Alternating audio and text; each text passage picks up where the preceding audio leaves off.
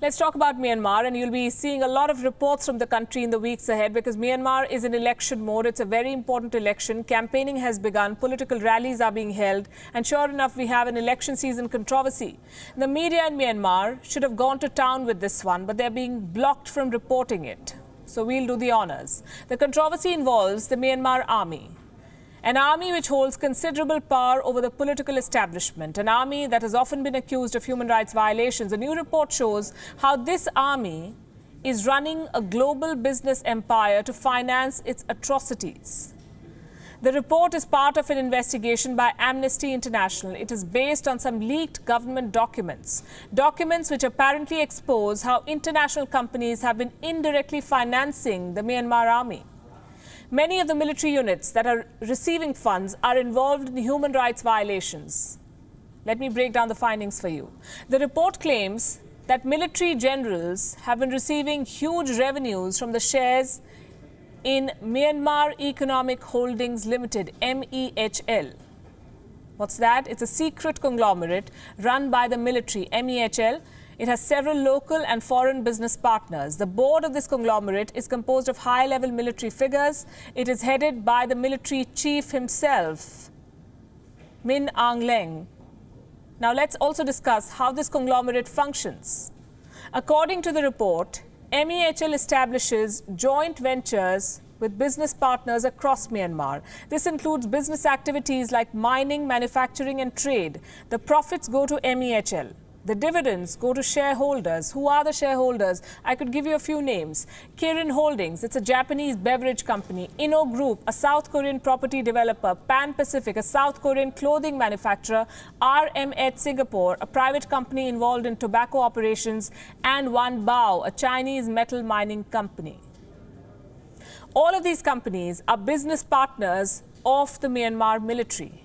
Their operations generate substantial revenue. The profit is distributed among regional commands, army divisions, battalions, troops, war veteran associations. Now, this report says between the year 1990 and 2011, more than $18 billion, $18 billion were given to shareholders. Out of this, some $16 billion was taken by the military units alone. What do they do with this kind of money? They cover their operational costs and fund atrocities. At least 95% of these military units fall under the Western Command of the Myanmar Army, the one involved in operations in the Rakhine State. The 33rd and 99th Light Infantry Divisions of the Myanmar Army are also listed as shareholders. These divisions have been involved in several crimes against the Rohingyas and other ethnic groups. They have been accused of large-scale massacre of men, women and children. So the bottom line is this. This business syndicate led by the Myanmar Army is funding crimes against humanity. The companies involved, the foreign companies, are not doing anything to prevent or mitigate these crimes. And it's not like they're not aware. The report says they are aware, but they're not willing to disengage. So can the Myanmar government do something? Not really, even if it wants to, and it has shown no signs that it wants to. The military in Myanmar has a finger in every pie, and that includes the government.